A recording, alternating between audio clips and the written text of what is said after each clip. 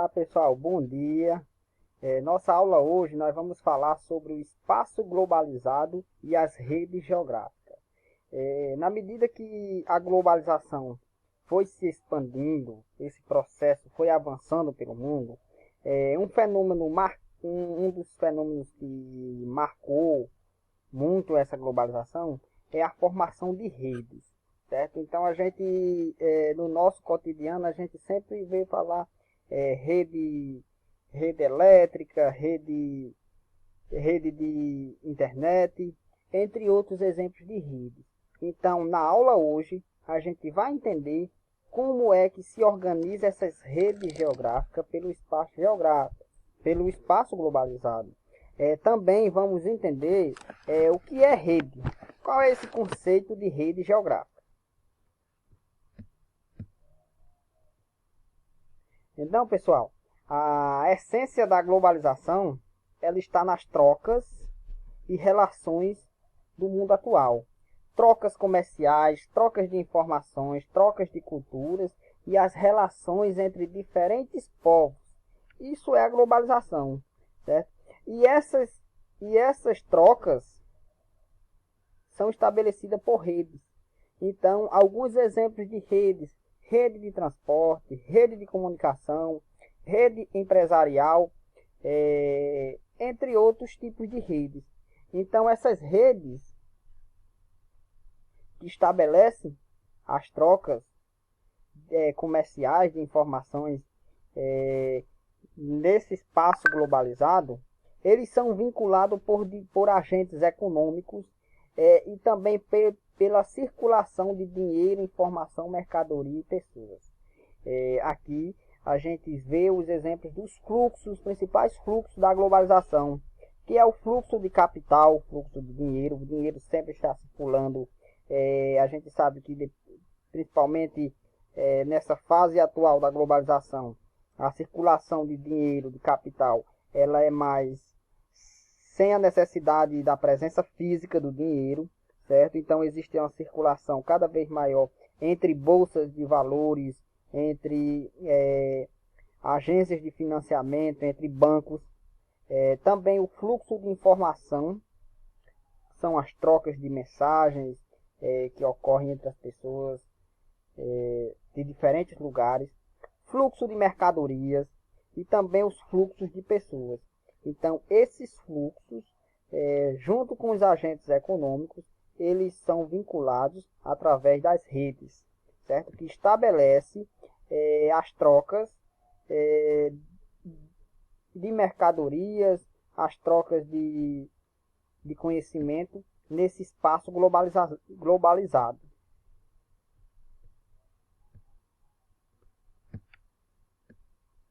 Agora, pessoal, vamos entender esse conceito de rede.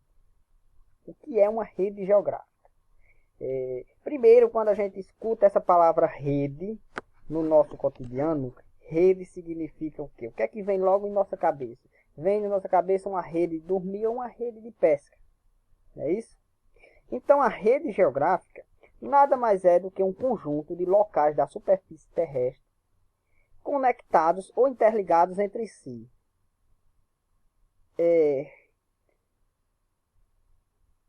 Como eu posso explicar? Conjunto de linhas, certo? Que são interconectadas por nós. Então, linhas entre nós, certo? E isso forma uma rede.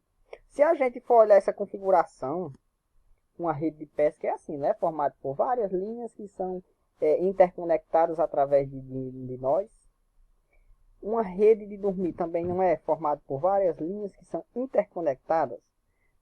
Então, rede geográfica também é isso, é um conjunto de locais da superfície terrestre que são conectados, interligados. Agora, essas conexões, elas podem ser visíveis a olho nu ou não. Por exemplo, uma rede elétrica, uma rede de transporte, são visíveis? Uma rede de transporte terrestre? Sim, a gente consegue visualizar a rede elétrica, a gente consegue visualizar os fios nos postes, né? Isso que vai conectando uma central elétrica a outra. É uma rede de transporte terrestre, rodoviário, a gente consegue identificar as estradas que vão ligando uma cidade a outra, certo? Agora existe também essas conexões que elas são invisíveis, como por exemplo a rede de internet. Então são sinais que estão interconectados da torre que recebe o sinal do satélite que repassa para as antenas que tem nas nossas casas. Então são várias conexões. Agora essas conexões a gente não consegue ver a olho nu, são invisíveis, certo? Mas mesmo assim se configura como uma rede. Então a rede geográfica, ela ela é conectada através de materiais, certo? Elas são conectadas através de materiais. Também pode ser objetos culturais ou digitais. E nessas redes, elas também são interligadas por meio de fluxos. Fluxos de informação, fluxo de mercadoria, fluxo de conhecimento e fluxo de valores culturais e morais. Uma rede ela vai configurar, por exemplo, por locais onde são os pontos de conexões. Esses pontos são fixos no espaço geográfico, eles são fixos. E as conexões elas são móveis, certo? Então assim se configura uma rede geográfica.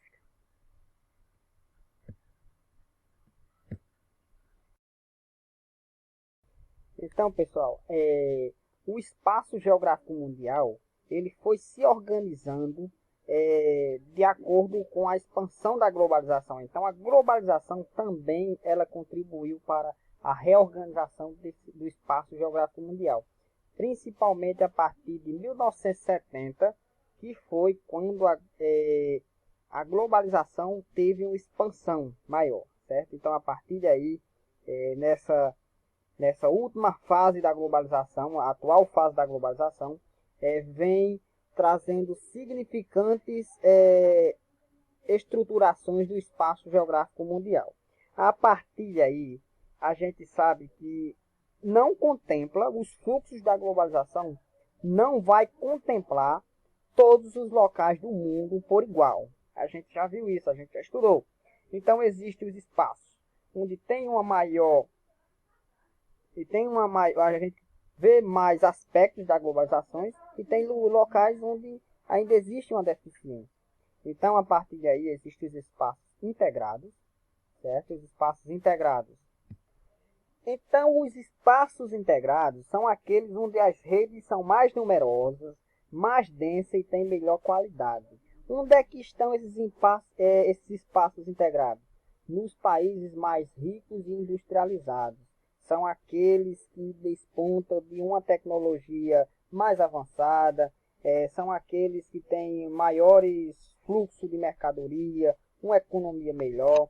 Então, geralmente são as grandes cidades dos países desenvolvidos, certo? Eu citei o exemplo aqui na imagem de Nova York, mas a gente poderia colocar aí Berlim, Londres, Paris, Tóquio, Mônaco, entre outras cidades. São essas mais desenvolvidas que formam esses espaços integrados, certo? Também tem os espaços marginalizados. O próprio nome já está dizendo, marginalizado está à margem, certo?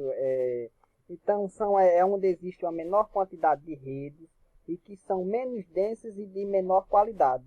Então os espaços eles podem ser marginalizados tanto pelas condições naturais como também econômicas, né? Isso eu citei aqui, ó, por exemplo, a Sibéria, lá no norte da Rússia. As condições naturais é que vai marginalizar esse espaço, certo? A ocupação aqui, ela foi pouca, se deu, quase que não tem ocupação aqui, em virtude das condições naturais. A Antártida também é um exemplo. O deserto do Saara também são exemplos de espaços marginalizados pelas condições naturais. Mas existem também os espaços marginalizados pelas condições econômicas, certo? São aqueles estados que estão em condições em condições de vida mais precárias, certo? São aqueles países menos desenvolvidos. Eu citei aqui o exemplo aqui do Haiti, né? Isso, o país mais pobre das Américas, certo? Mas poderia citar exemplo aqui de vários países da África subsaariana, do sul da Ásia, entre outros, certo? Então esses espaços aqui eles são marginalizados pelas condições econômicas, certo? Que tem todo o contexto histórico que marginalizou esse território aqui, esse espaço. Aqui na próxima imagem, a gente vai ver, para entender melhor, como existem esses espaços integrados e existem também os espaços marginalizados. Olha só com relação ao acesso de internet e ao uso de internet. Esses dados aqui é do Banco Mundial de 2014. E a gente observa o seguinte, olha. Azul mais escuro são os países mais desenvolvidos. Japão, Coreia do Sul, Austrália, Nova Zelândia, Estados Unidos, Canadá, vários países da Europa. Aqui. Então, observa que aqui existe uma integração maior com relação ao uso da internet.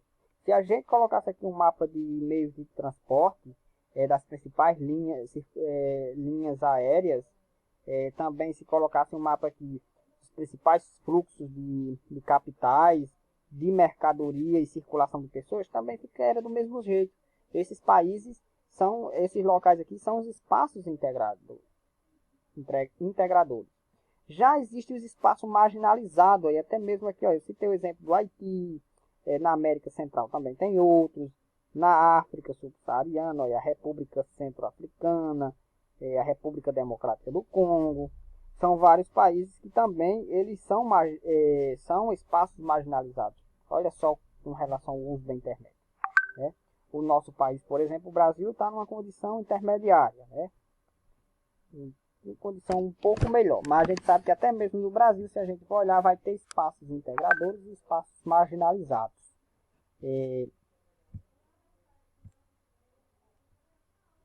Quem vive nos espaços integrados estão em condições de igualdade? Boa pergunta, certo? Isso é para a gente refletir. Será que todos aqueles que vivem nos espaços integrados estão em condições de igualdade? A resposta é não.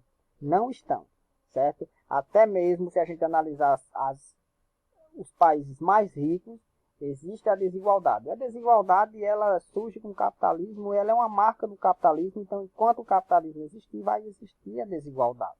Certo? Então a partir daí, eu trago aqui a teoria de Milton Santos, que ele contribuiu bastante para a geografia, principalmente esses estudos da geografia humana, trazendo dois conceitos importantes: espaços luminosos e espaços opacos.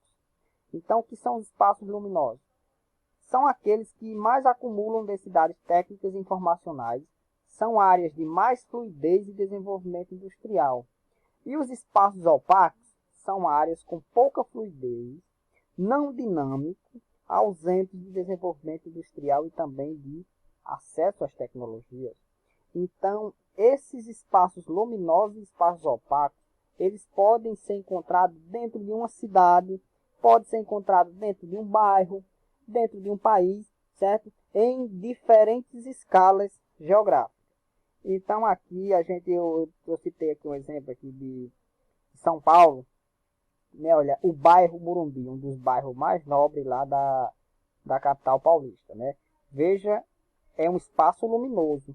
Então aqui acumula mais uma densidade técnica, aqui tem mais, as redes geográficas são mais densas, certo? Existe um desenvolvimento industrial, certo? Então aqui são áreas de atração, certo? São áreas de atração que vai atrair, vai valorizar esses imóveis que estão aqui, certo? Então observa prédios, piscinas, imóveis de luxo. Aqui o bairro do Morumbi, São Paulo. Na mesma cidade, né? Na mesma cidade eu trouxe aqui uma favela, né? A de Brasilândia, certo? Que caracteriza como um espaço opaco. São áreas com pouca fluidez, ausente de de serviços urbanos, né? Os principais serviços urbanos como coleta de lixo, segurança, saúde precária, também não tem desenvolvimento industrial. Então aqui são espaços opacos, porque essa área aqui não vai ser valorizada, certo? Então, eu citei um exemplo de São Paulo, mas se trazer para a nossa realidade, no município de São Rafael, vai ter áreas que vai ser espaços luminosos. Eu posso citar o exemplo do centro da cidade, né? Você vê logo, procure um preço de uma casa no centro da cidade e vai procurar para comprar ou alugar, e procure um preço de uma casa em outra área mais marginalizada. E existe também áreas que são espaços opacos, certo? Que existe ainda essa ausência de espaços de desenvolvimento, ausência de serviços públicos. Existem sim áreas aí, certo? Então, até mesmo no nosso município, se a gente for olhar, existe áreas em que são espaços luminosos e áreas que são espaços opacos. Essas são as nossas referências e saudações. Até a próxima aula.